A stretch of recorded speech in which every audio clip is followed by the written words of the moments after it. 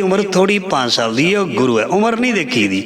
ज्ञान नूं महाराज जी कहते देखना, ज्ञान ज्ञान उम्र दा, जात दा, धर्म दा, कौम दा, किसी फिरके दा मोहताज नहीं। भी ज्ञानी वही हो सकता है भी फलाना ही भी जां ब्राह्मण ही ज्ञानी हो सकता है ना। ब्रह्म बिंदे तिसदा ब्रह्मत रहे, एक शब्द लिवलाए महाराज जी कहते, ब्रह्म बिंदे तिसदा ब्रह्मत रहे, एक शब्द लिवलाए। नव निधि 18 सिद्धि पिछे लगियां फिरे, जो आए हृदय सदा वसाए। इस करके पहला भी सुन चुके हो, जिस दी सोच वड्डी वो वड्डा हो गया। इस करके जो पंक्ति चल रही सी अज दे शब्द की लास्ट, ਉਹਦੇ मुताबक साध दी धूर, साध दी संगत जिहड़ी है सत्संग है जी तार दी है। इस करके महाराज जी कहते कदी भी अपनी अकल का, जो अज शब्द पढ़िया वो सुगड़ चतुर सियाणा, ये पहली पंक्ति में शब्द आया सी, कौन है सुगड़ चतुर सियाणा।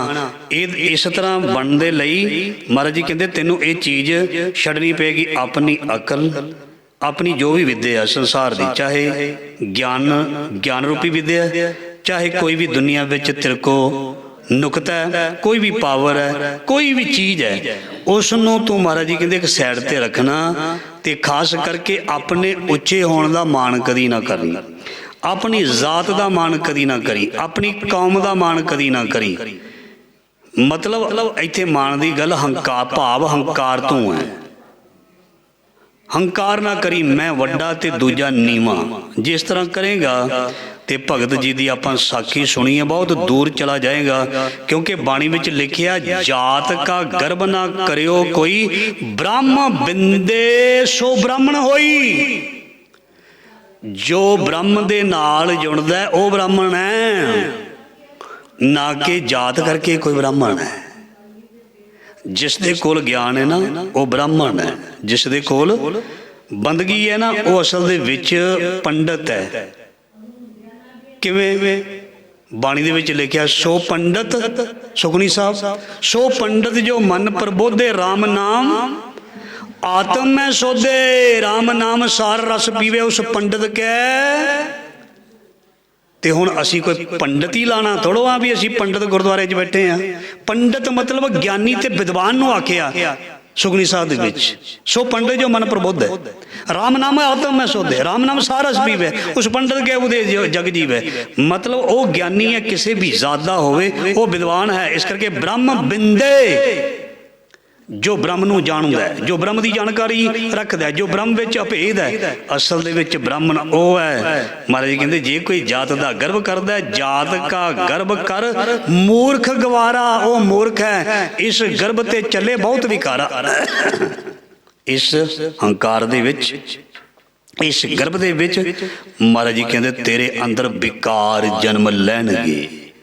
जात दा अभिमानी बंदा गुरु महाराज जी कहते मूर्ख हो जाता है, और इस गर्भ ते चले बहुत बिकारा। गुरु नानक महाराज जी कहते सुनो मैं तुहानू सुनाउना, नीचा अंदर नीच जात नीची हूँ अत नीच, नानक तिनकै संग साथ वड्डियां स्यों क्या रीस। अज भी 82 बंदे नूं, चाहे मैं आ चाहे तुसीं आ, कट्ठे अपने डाइनिंग टेबल ते रोटी नहीं खवा सकते।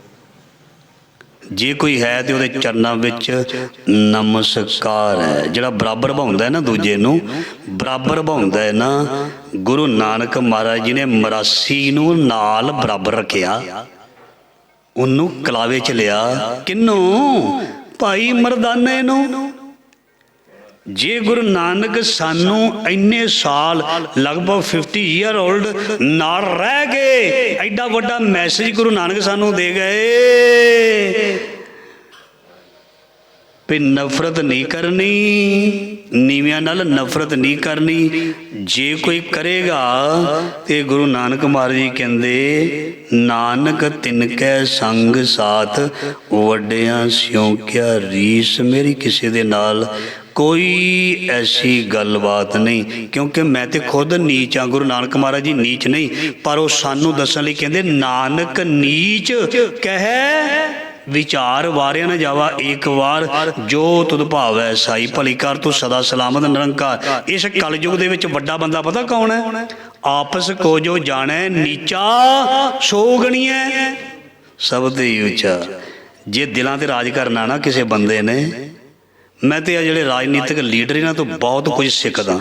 ਜਿਹੜੇ ਇੰਨੇ ਇੰਨੇ 10-10 20-20 ਸਾਲ ਰਾਜ ਕਰ ਦਿੰਦੇ ਨੇ, ਉਹਨਾਂ ਦੇ ਵਿੱਚ ਉਹ ਸਾਰੀਆਂ ਕੌਮਾਂ ਨੂੰ ਇਕੱਠਿਆਂ ਲੈ ਕੇ ਤੁਰਦੇ ਨੇ। ਭਾਵੇਂ ਉਹਨਾਂ ਦੀ ਮਨਸ਼ਾ ਰਾਜ ਕਰਨ ਦੀ ਹੈ, ਕੋਈ ਗੱਲ ਨਹੀਂ, ਸਾਡੀ ਵੀ ਦੀ ਮਨਸ਼ਾ ਹੋ ਹੀ ਸਕਦਾ ਵਡਿਆਈ ਦੀ ਹੋਵੇ, ਉਹਨਾਂ ਦੀ ਮਨਸ਼ਾ ਜੇ ਰਾਜ ਕਰਨ ਦੀ, ਉਹ ਸਾਰਿਆਂ ਨੂੰ ਨਾਲ ਲੈ ਕੇ ਤੁਰਦੇ ਨੇ, ਸਾਰਿਆਂ ਦੇ ਫੰਕਸ਼ਨਾਂ 'ਚ ਜਾਂਦੇ ਨੇ, ਸਾਰਿਆਂ ਨੂੰ ਇੱਜ਼ਤ ਦਿੰਦੇ ਨੇ, ਸਾਰਿਆਂ ਨੂੰ ਗਰੰਟਾਂ ਦਿੰਦੇ ਨੇ। ਜੇ ਸਿੱਖਣਾ ਹੋਵੇ ਤਾਂ ਰਾਜਨੀਤਿਕ ਪੋਲੀਟੀਕਲ ਬੰਦੇ ਕੋ ਵੀ ਸਿੱਖਿਆ ਜਾ ਸਕਦਾ ਹੈ। ਆਪਸ ਕੋ ਜੋ ਜਾਣੈ ਨੀਚਾ ਸੋ ਗਣੀਏ ਸਭ ਤੇ ਉੱਚਾ। ਜੋ ਆਪਣੇ ਆਪ ਨੂੰ ਨੀਵਾਂ ਸਮਝਦਾ ਤੇ ਫਲ ਨੀਵਿਆਂ ਰੁੱਖਾਂ ਨੂੰ ਅੱਜ ਤੱਕ ਲੱਗਦੇ ਨੇ। ਸਿੰਬਲ ਤੇ ਐਵੇਂ ਮਾਣ ਨਹੀਂ ਕਰਦਾ, ਉਹਨੂੰ ਨਾ ਫਿਰ ਪੂਰਾ ਡਿੱਗਦਾ ਬੁਰੀ ਤਰ੍ਹਾਂ। ਜਦੋਂ ਹਨੇਰੀ ਆਉਂਦੀ ਨਾ ਮੋਛਾ ਪੈਂਦਾ ਉਹਦੇ ਵਿੱਚ, ਉੱਚਾ ਜੂ ਹੈ। ਤੇ ਜਿਹੜੇ ਨੀਵੇਂ ਹੁੰਦੇ ਨੇ ਉਹ ਲਿਫਦੇ ਨੇ, ਹਨੇਰੀ ਦੇ ਵਿੱਚ ਲਿਫਦੇ ਨੇ। ਫਿਰ ਜਦ ਝੱਖੜ ਹਨੇਰੀ ਖਤਮ ਹੁੰਦੀ ਹੈ, ਫਿਰ ਮੁੜ ਆਪਣੀ ਜਗ੍ਹਾ ਤੇ ਆ ਜਾਂਦੇ ਨੇ। ਜਿਹੜੇ ਸਿੱਧੇ ਡੰਡੇ ਵਾਂਗੂ ਖੜੇ ਹੁੰਦੇ ਨੇ, ਟੁੱਟੇ ਦਿਖਦੇ ਨੇ, ਸਫੈਦੇ ਬੜੇ ਰਸਤੇ ਵਿੱਚ ਪਏ ਹੁੰਦੇ ਨੇ ਜਦੋਂ ਹਨੇਰੀ ਆਉਂਦੀ ਹੈ। ਕਿਉਂ? ਨਿਵੇਸ਼ ਗੌਰਾ ਹੋਏ। ਇਸ ਕਰਕੇ ਮਹਾਰਾਜ ਜੀ ਕਹਿੰਦੇ ਨੇ ਆਪਣੇ ਆਪ ਨੂੰ ਨੀਵਾਂ ਸਮਝ, ਕਿਉਂਕਿ ਜਿਸ ਜਗ੍ਹਾ ਤੇ ਤੂੰ ਜਾਣਾ ਹੈ ਨਾ, ਜਿੱਦਣ ਤੇਰਾ ਸਰੀਰ ਮਿੱਟੀ ਬਣਨਾ ਉਹਦੇ ਤੋਂ ਬਾਅਦ ਤੈਨੂੰ ਨਾ ਲੈ ਕੇ ਜਾਣਾ। ਹੋ ਸਕਦਾ ਭਗਵਾਨ ਤੇ ਲੈ ਕੇ ਜਾਣ, ਹੋ ਸਕਦਾ ਤੈਨੂੰ ਕੇਸਾਂ ਤੋਂ ਫੜ ਕੇ ਲੈ ਕੇ ਜਾਣ। ਦੋ ਚੀਜ਼ਾਂ ਨੇ, ਇਹ ਬਾਣੀ ਵਿੱਚ ਲਿਖਿਆ। ਮੈਂ ਆਖਰੀ ਪੰਕਤੀਆਂ ਪੜ੍ਹ ਕੇ ਸਮਾਪਤੀ ਕਰਦਾ। ਕਹਿੰਦੇ ਭਗਵਾਨ ਵਿੱਚ ਵੀ ਲੈ ਕੇ ਜਾਂਦੇ ਨੇ ਤੇ ਕੇਸਾਂ ਤੋਂ ਖਿੱਚ ਕੇ ਵੀ ਲੈ ਕੇ ਜਾਂਦੇ ਨੇ। ਭਗਤ ਕਬੀਰ ਜੀ ਕਹਿੰਦੇ ਨੇ, ਕਹੋ ਕਬੀਰ ਤਬ ਹੀ ਨਰ ਜਾਗੇ, ਜਮ ਕਾ ਡੰਡ ਮੂੰਡ ਮੈਂ ਲੱਗੇ। ਆ ਸਾਡਾ ਉੱਪਰਲਾ ਹਿੱਸਾ, ਜਦੋਂ ਫੜ ਗਏ ਤੈਨੂੰ ਕੇਸ ਗਹਿ ਪਟਕ, ਕਹਿੰਦੇ ਪਟਕ ਕੇ ਮਾਰਨਾ।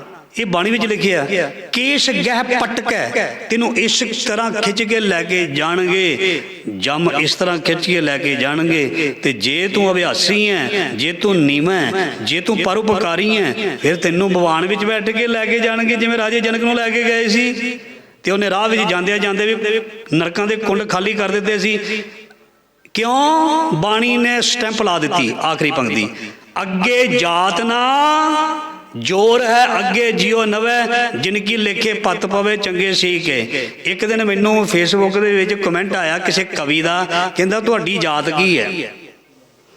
ਮੈਂ ਕਿਹਾ ਬੱਲੇ ਵੀ ਸ਼ਾਵਾ, ਮੈਂ ਤੇਰੀਆਂ ਕਵਿਤਾ ਤੋਂ ਬੜਾ ਇੰਪ੍ਰੈਸ ਸੀ, ਚੱਲ ਹੁਣ ਤੂੰ ਜਵਾਬ ਮੇਰੇ ਕੋਲ ਲੈ ਲੈ। ਕਿਸੇ ਬੰਦੇ ਨੂੰ ਪੁੱਛਿਆ ਜਾਵੇ, ਉਹਦੇ ਬਾਰੇ ਸਾਰੀ ਜਾਣਕਾਰੀ ਹੋਵੇ, ਮਤਲਬ ਤੁਸੀਂ ਮੈਨੂੰ ਜਾਣਦੇ ਹੋ, ਮੈਂ ਤੁਹਾਨੂੰ ਜਾਣਦਾ, ਅਸੀਂ ਉਹਨੂੰ ਪੁੱਛੀਏ ਤੇਰਾ ਪਿਓ ਕਿਹੜਾ ਹੈ, ਉਹਨੂੰ ਗਾਲ ਹੈ। ਸਾਨੂੰ ਨਹੀਂ ਪਤਾ ਅਸੀਂ ਕਿਹਦੇ ਪੁੱਤਰ ਹਾਂ, ਸਾਡਾ ਪਿਤਾ ਕੀ ਲਿਖਿਆ, ਕਿਸੇ ਨੇ ਪੜ੍ਹਿਆ? ਸਾਡਾ ਪਿਤਾ ਗੁਰੂ ਗੋਬਿੰਦ ਸਿੰਘ। ਮੈਂ ਉਹਨੂੰ ਲਿਖ ਕੇ ਦੱਸਿਆ। ਮੈਂ ਕਿਹਾ ਜਾਤ ਦੀ ਗੱਲ ਤੇ ਬਾਅਦ 'ਚ ਕਰਦੇ ਹਾਂ, ਪਹਿਲਾਂ ਸੱਜਣਾ ਤੂੰ ਮੇਰੀ ਗੱਲ ਸੁਣ ਲੈ, ਤੂੰ ਕਵੀ ਹੈ, ਮੈਂ ਗੁਰੂ ਨਾਨਕ ਘਰ ਦਾ ਕੁੱਕਰ। ਸੁਣ, ਮੈਂ ਕਿਹਾ ਮੇਰਾ ਪਿਓ ਗੁਰੂ ਗੋਬਿੰਦ ਸਿੰਘ, ਮੇਰੀ ਮਾਤਾ ਸਾਹਿਬ ਕੌਰ, ਤੇ ਮੈਂ ਜੰਮਿਆ ਕੇਸਗੜ੍ਹ ਦੀ ਧਰਤੀ ਤੋਂ, ਤੇ ਆਨੰਦਪੁਰ ਦਾ ਮੈਂ ਵਾਸੀ ਹਾਂ। ਹੁਣ ਜਾਤ ਤੂੰ ਤੈਅ ਕਰ ਲਾ। ਉਹ ਤੇ ਭਾਈ ਸਾਹਿਬ ਤੁਹਾਡੀ ਗੱਲ ਠੀਕ ਹੈ, ਪਰ ਮੈਂ ਕਿਹਾ ਜਿਸ ਚੀਜ਼ ਨੂੰ ਪਰ ਲੱਗ ਜਾਣਾ ਉਹ ਚੀਜ਼ ਰਹਿੰਦੀ ਨਹੀਂ, ਉੱਡ ਜਾਂਦੀ ਹੈ। ਉਹ ਅੱਜ ਹੁਣ ਮੇਰੇ ਨਾਲ ਕੰਟੈਕਟ ਕਰਦਾ ਹੈ, ਮਤਲਬ ਸ਼ਰਮਸਾਰ ਹੋਇਆ ਵੀ ਜੇ ਕੋਈ ਵਿਦਵਾਨ ਹੈ ਉਸ ਨੂੰ ਸੋਚ ਕੇ, ਜੇ ਕੋਈ ਸਿਆਣਾ ਦਾਨਾ ਬੰਦਾ ਹੈ ਉਹਨੂੰ ਸੋਚ ਕੇ ਗੱਲ ਕਰਨੀ ਚਾਹੀਦੀ ਹੈ ਵੀ ਅੱਗਿਓਂ ਜਵਾਬ ਇੱਦਾਂ ਦਾ ਮਿਲ ਗਿਆ ਤਾਂ ਮੇਰੀ ਇੱਜ਼ਤ ਨਹੀਂ ਰਹੇਗੀ। ਇਸ ਕਰਕੇ ਜੋ ਕਿਸੇ ਦੀ ਜ਼ਾਤ ਪੁੱਛਦਾ, ਸੁਣਾਈਏ ਪੰਕਤੀ ਇੱਕ ਬਾਣੀ ਦੀ, ਜੋ ਸਿੱਖਣ ਕੀ ਪੂਛਤ ਜਾਤ। ਉਹ ਸਿੱਖ ਨੂੰ ਤੇ ਇੱਕ ਮਾਲਾ ਬਣਾਇਆ ਸੀ, ਜਿਹੜਾ ਸਿੱਖ ਹੋ ਕੇ ਸਿੱਖ ਦੀ ਜਾਤ ਪੁੱਛਦਾ, ਜੋ ਸਿੱਖਣ ਕੀ ਪੂਛਤ ਜਾਤ, ਉਹ ਨਹੀਂ ਸਿੱਖ ਮੇਰਾ ਆਦ ਜੁਗਾਦ। ਮਾਰੇ ਕਹਿੰਦੇ ਮੇਰਾ ਕੋਈ ਸਿੱਖ ਨਹੀਂ, ਨੱਤ ਕੱਟ। ਮੈਂ ਤੇਰੇ ਅੰਗਰੇਟੀ ਨੂੰ ਵੀ ਬੇਟਾ ਬਣਾਇਆ ਬਈ, ਕੱਲ ਤੂੰ ਕਹੇਗਾ ਵੀ ਇਹਨੂੰ ਸਾਡੇ ਘਰ ਦਾ ਪਾਰਟਨਰ ਬਣਾ ਲਿਆ, ਬਰਾਬਰ ਬਿਠਾਤਾ। ਉਸ ਗੁਰੂ ਅਰਜਨ ਦੇਵ ਜੀ ਦੇ ਭਗਤ ਰਵਿਦਾਸ ਨੂੰ ਵੀ ਕਲਾਵੇ ਵਿੱਚ ਲੈ ਕੇ ਸਦੀਵੀ 40+ ਸਿੱਖ, ਉਹ ਸ਼ਬਦ ਸਾਰੇ ਅੰਕਿਤ ਕਰ ਦਿੱਤੇ ਨੇ ਮਹਾਰਾਜ ਜੀ ਨੇ। ਆਪਣਾ ਬਣਾ ਕੇ ਮਹਾਰਾਜ ਜੀ ਨੇ ਸਦੀਵੀ ਅਮਰ ਕਰ ਦਿੱਤਾ। ਇਹ ਚੀਜ਼ਾਂ ਜਿਹੜੀਆਂ ਨੇ ਬਹੁਤ ਜ਼ਰੂਰੀ ਨੇ ਸਮਝਣੀਆਂ ਸਾਧ ਸੰਗਤ ਜੀ, ਬਹੁਤ ਜ਼ਰੂਰੀ ਨੇ ਸਮਝਣੀਆਂ।